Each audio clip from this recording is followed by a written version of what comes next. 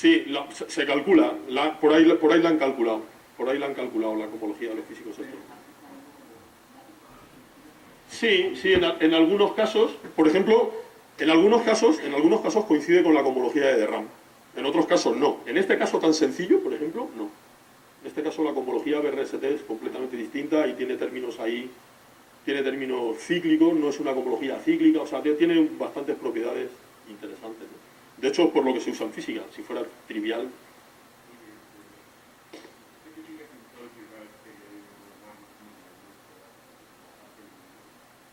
Porque hay un teorema, porque desde el punto de vista de la geometría diferencial, los objetos reales con los que tú trabajas son supervariedades.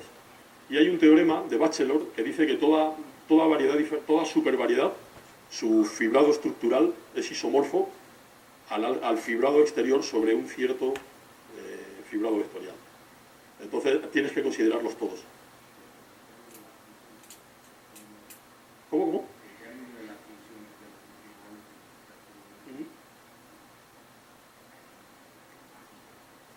Ah, por supuesto.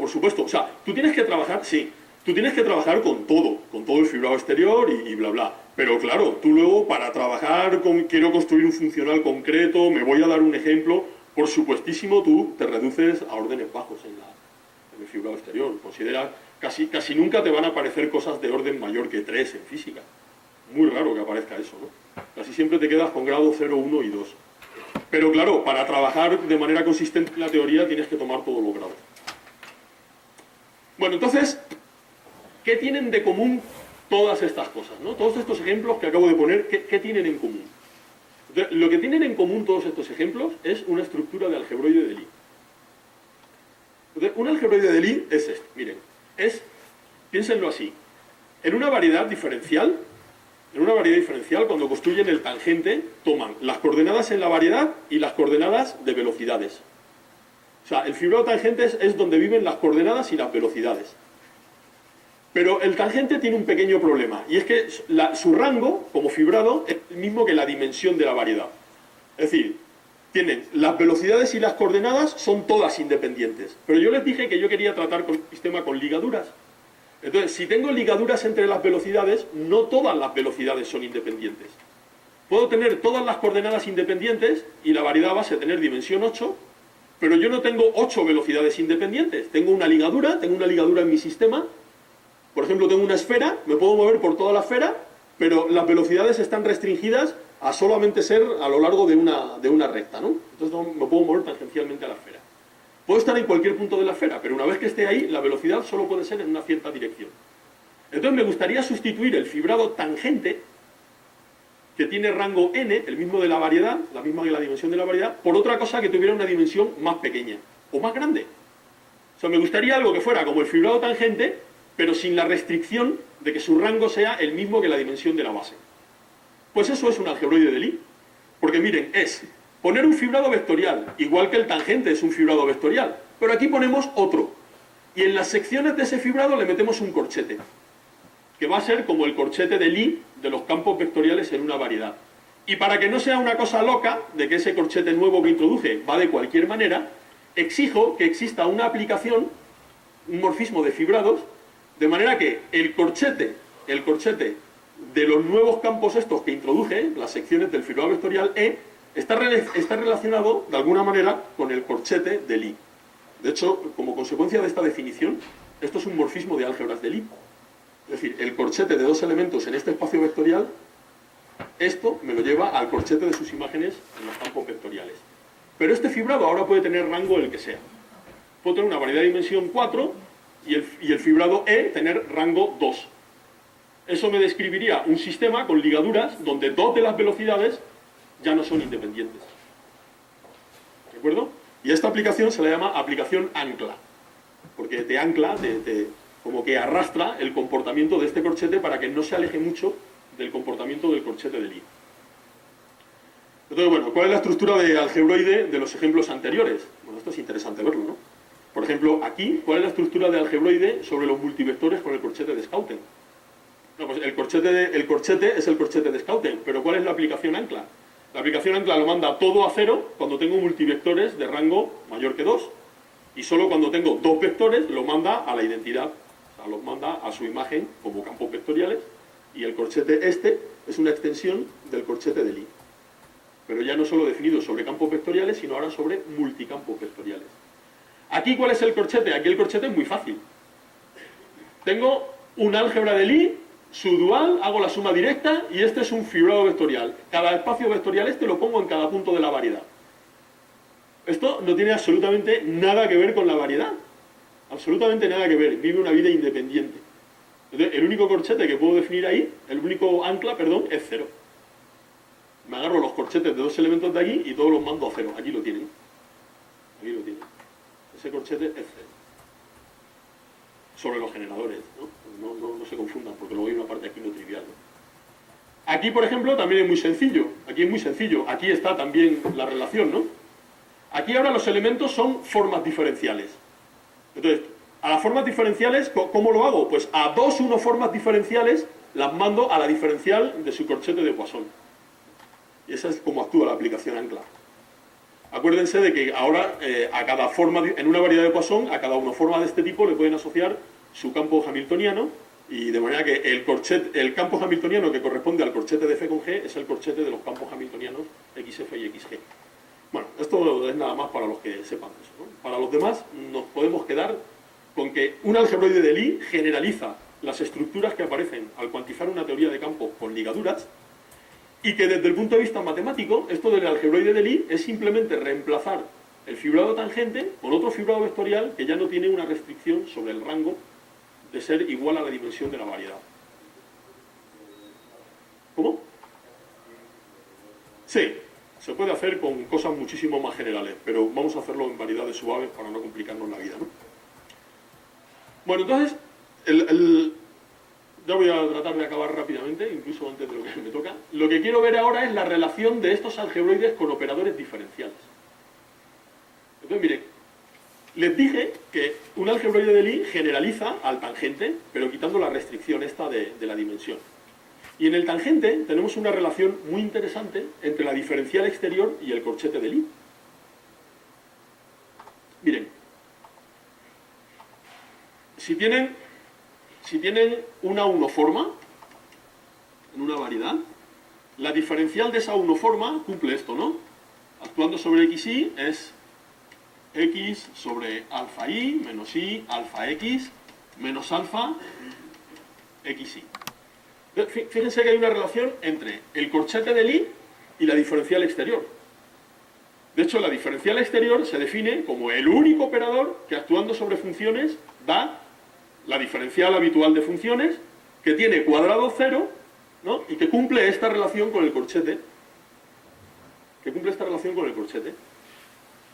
Entonces, si yo ahora cambié mi fibrado tangente por otro fibrado exterior E, pero que también tiene un corchete, ¿que no me podré definir un operador así con esta fórmula? Pues en principio sí, ¿no? De hecho, aquí tienen cómo sería. Con la diferencial exterior yo haría que DDF es el campo vectorial actuando sobre la función. Claro, ahora esto es un elemento de E, pero yo tengo un ancla. Entonces, este elemento de E me lo puedo llevar a un elemento de TDM haciendo Q de A.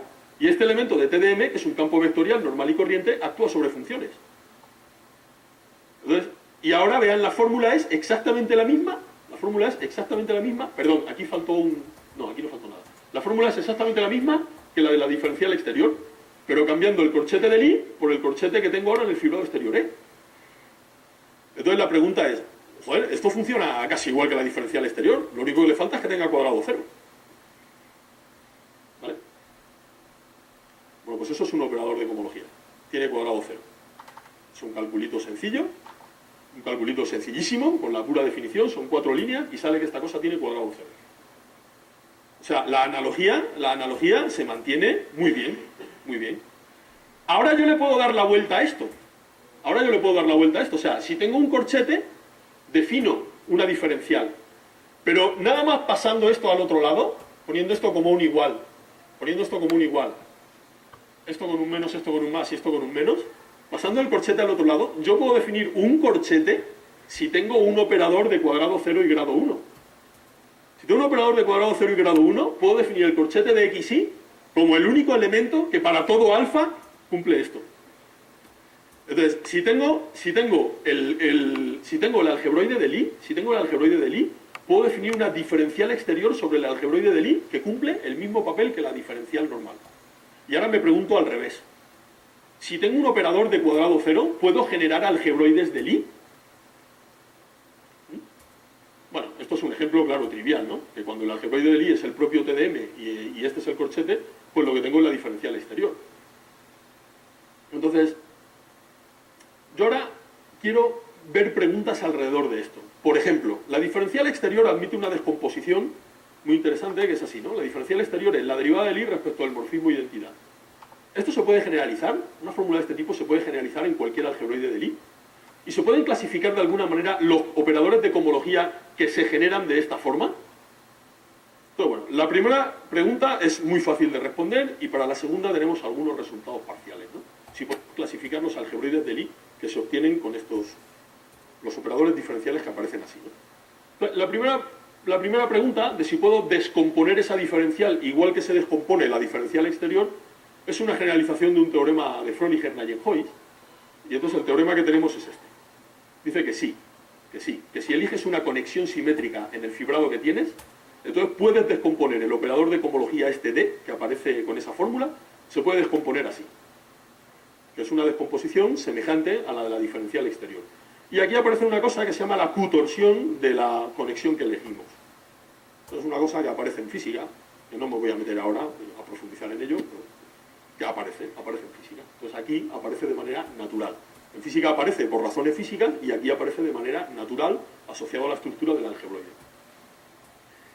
Y ahora esta otra cosa que les estaba comentando, ahora le podemos dar la vuelta. Yo les dije qué propiedades tiene el operador diferencial exterior asociado a un algebroide de Lie.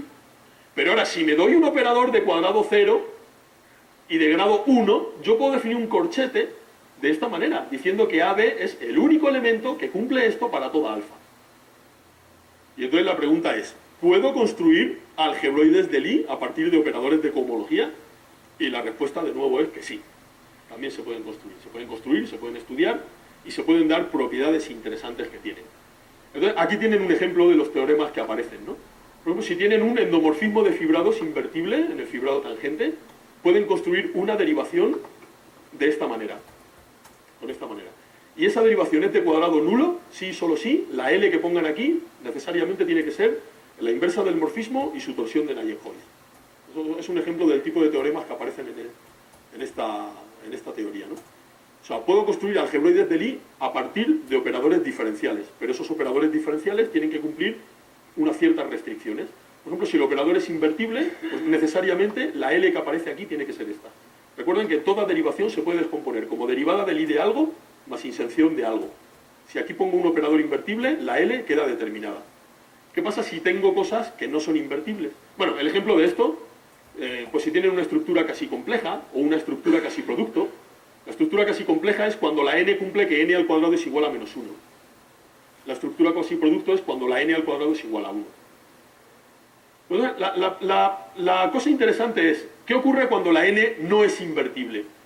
¿Qué ocurre cuando la n no es invertible? ¿Qué ocurre cuando tomo un endomorfismo del fibrado tangente general, que no es invertible, que no es integrable? ¿Puedo construir algebroides de Lie ahí? La respuesta es que sí.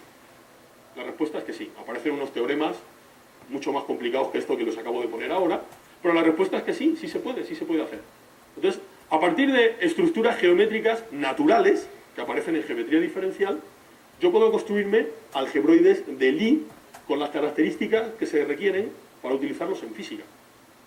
Entonces, es bonito cómo se entremezcla todo esto, ¿no? O al menos, bueno, a mí me lo parece, porque por eso lo puse ahí en el título de la plática.